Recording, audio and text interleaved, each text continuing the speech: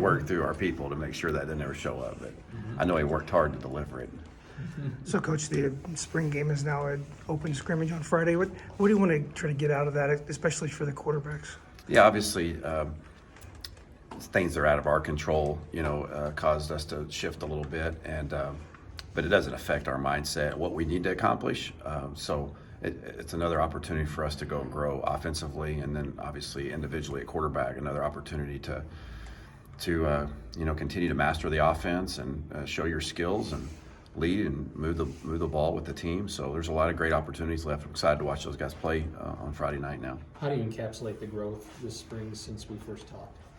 Well, I think it's been consistent.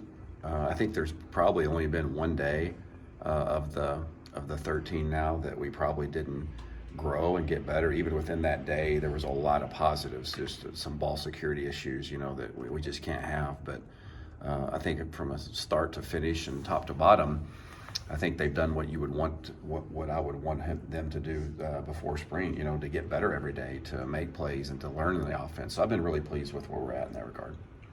On the offensive line, have you kind of maybe seen younger players step up into bigger roles over the course of the spring this last couple of weeks? Well, they've got a lot of reps, and Brandon Henderson jumps out to me as a guy that's been thrust into, having to play two different positions, a lot of reps.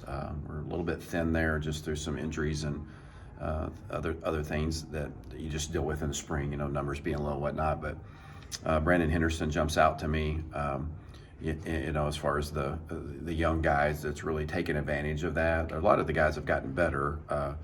You either get better or worse every time you go out there. Every single time you go out there, you can't stay the same. And so just like all of them, there's been some up and down, like all positions with some of the young guys, but there's signs of growth in all of them. But I think Brandon in particular has done a really good job of adapting in a short fashion. Is there something, expectations with Donovan, having this be his first spring, and what have you seen that has been encouraging for you? Well, I think he's very consistent in his demeanor, which is a great quality at that position. He's very almost stoic in the way he goes about his business, very intentional in the meeting room, the classroom. He's got great relationships with the players on the team, and so continues to do a good job of pushing the ball down the field and being very accurate when he puts the ball down the field. So there's been in perspective, to keep things in perspective, this being his first true spring, I think he's in a really good spot for it being his first spring.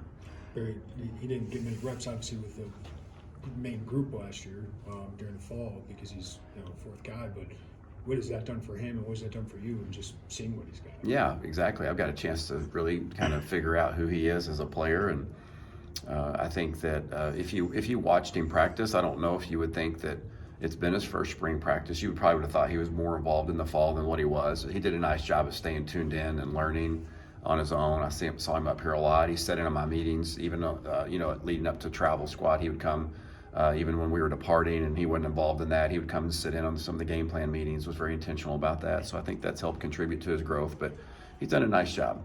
At least formally, it appears the quarterback competition will carry over to fall camp. What are some thoughts on that? Are you okay with that? Yeah, I think anytime there's an unknown about from your opponent's perspective of who the quarterback's going to be, I think the longer you go, that's a positive thing. That's first of all, so that's never a bad thing for your team offensively. And then, every day's a competition. That's the way we approach it. Every day, all I challenge those guys is to do is control what they can control. Right? They can't control when they go, how often they go, who they go with. All they can control is when their number's called, are they taking advantage of their opportunities? And so we've got an extensive amount of reps with 4 guys this spring, Kirkland being involved in that, and you guys have seen some of that, but it's been a pretty consistent rotation as far as who the repetitions have gone to. It's not as equally distributed as it was at the beginning of the year, but nonetheless, that's the mindset. It's just you got to be prepared to take them when you get them, and from a competition standpoint, that's always good. Whether it lingers, through fall camp up to the first game, whatever that might look like, competition's a good thing. Do you feel a lot better about Luke Altmaier now than you did a month ago or 6 months Well, ago? yeah, I didn't know what to expect to a large degree. It was, it was just intel and what you see on the film. There was limited film of him playing. You know, obviously, we went back as far back and watched his high school film and his workout videos at Elite 11 and the things of that nature to try to gather as much information as we could as who he was a player. But there's no substitute for actually being there with him, to your point. And so I think I understand Luke and know who he is and what he brings to the table pretty thoroughly at this point through spring. What are those things? What have you gotten to understand about him? Well, he's very intelligent, extremely intelligent. They told us that, and that's held to be true. Very intelligent, and I'm talking about football intelligent. You know, obviously, I think he's functionally intelligent as well. But you know, from a football perspective, that's what I'm more concerned about than any of it. And he's very intelligent. I think he's a very gifted passer. I think he's a really good passer, and he's a really good athlete. And so, those are good qualities, you know, for a quarterback to possess. This is probably the last time we talked to you before the NFL draft. With what you saw from Chase Brown this past season, what does he bring to the table for whatever team drafts him next weekend? I think just consistency. I mean, obviously, take away all the things that are obvious, the measurables, the run, jump, cut, catch, all that stuff that's kind of a prerequisite to be mentioned on the draft. But just he's so consistent, and I think that's what makes him great. I think he can play in all downs, and he can protect, he can run, and he can catch. And so I think consistency is a big thing for Chase. Coach, what have you seen up front with the O-line as far as cohesion? Is that something that's improved from day one until now? Yeah, sure. Yeah, you've got 13 practices under your belt with pretty much the same guys from start to finish, you know, with some minor shuffling here and there occasionally. But, you know, most of those pieces of the puzzle have been fairly consistent through the first group. And so that's been a positive thing, you know, for those guys to continue to play together, because it's a new mix and match. I think somebody brought it up today, you know, in the TV media, and it may have been Jay, about the battery being replaced, you know, the center, the quarterback, and the running back. And I hadn't really thought about it in that perspective, but the repetition that the center and the quarterback and the back get all kind of feed into that as well. But up front, you know, it starts at the center. The guy puts his hand on the ball every day and in every play. And I think we've had some consistent work from that group, but gelling, and that'll be a work in progress.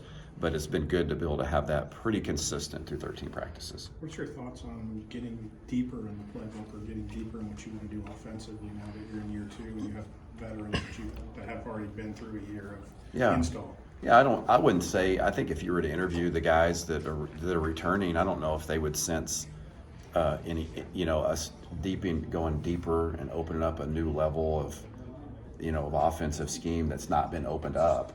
There may be some tweaks, some emphasis on a certain, you know, maybe a certain pattern complement, you know, that we didn't use last year that we're using more this year.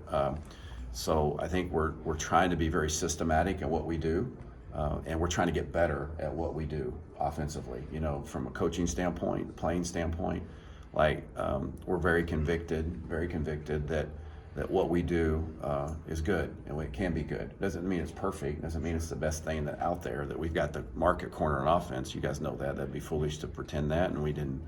Obviously, we didn't perform consistently enough to even think about saying that. You know, but we do believe, and I am convicted in my background, and what we do works, and we've gotten better at what we do, and we just got to keep getting better at the details, because I think we got enough talent around us that can, you know, talent, and that's the magic sauce to the offense is the players, you know, mastering what we're doing and then going and performing when it comes crunch time. How do you feel about the big play capability of the offense at this point? Is that still something you're searching for? Yeah, I think continually. I mean, that, you know, big plays are a product of execution for the most part. You know, that doesn't mean it's solely on execution. There's obviously some schematic things you can inject to trick a guy, get a guy open. You know, those are just going to happen a handful of times during the game. I mean, there's too good of coaches in this league, and I'm not smart enough to do that as well anyway on a consistent basis. But inevitably, you can find a play, a scheme, you know, a double move here that creates those explosive plays. But most of that happens through the course of execution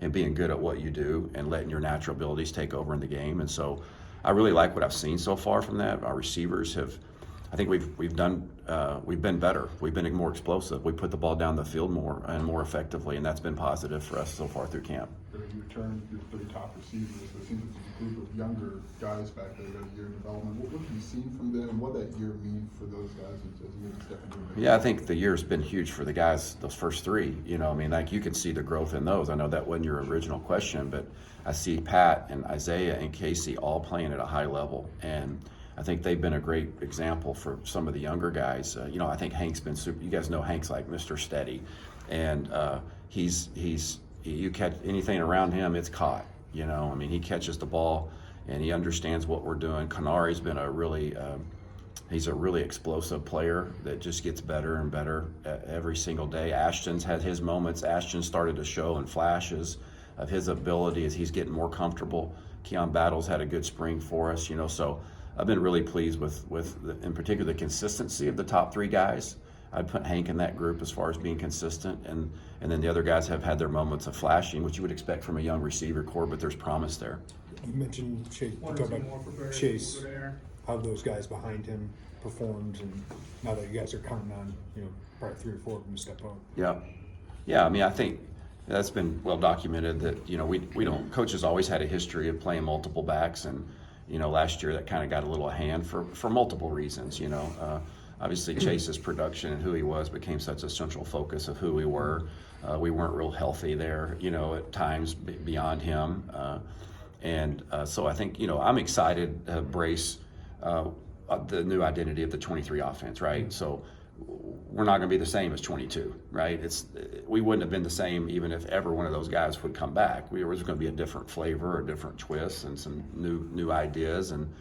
But because we've lost some of that production, and in particular the running back, you know, that we're going to have more people involved there, you know, and they all have different skill sets. And so I'm excited to embrace what we look like 23 with not getting away from our identity, is like wanting to run the football and being physical and being downhill and, you know, putting stress on the defense in that regard. But I am excited about reshaping our identity through the strength of who we are going to be in 23, and the running backs are certainly a big part of that, and I feel very confident in who they are. What is that identity? Is it more strength in numbers, or?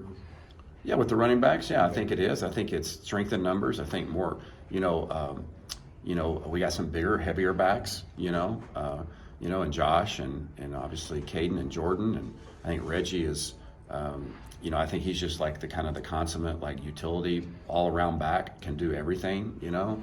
He can run and he can be powerful. He protects great, catches the ball great.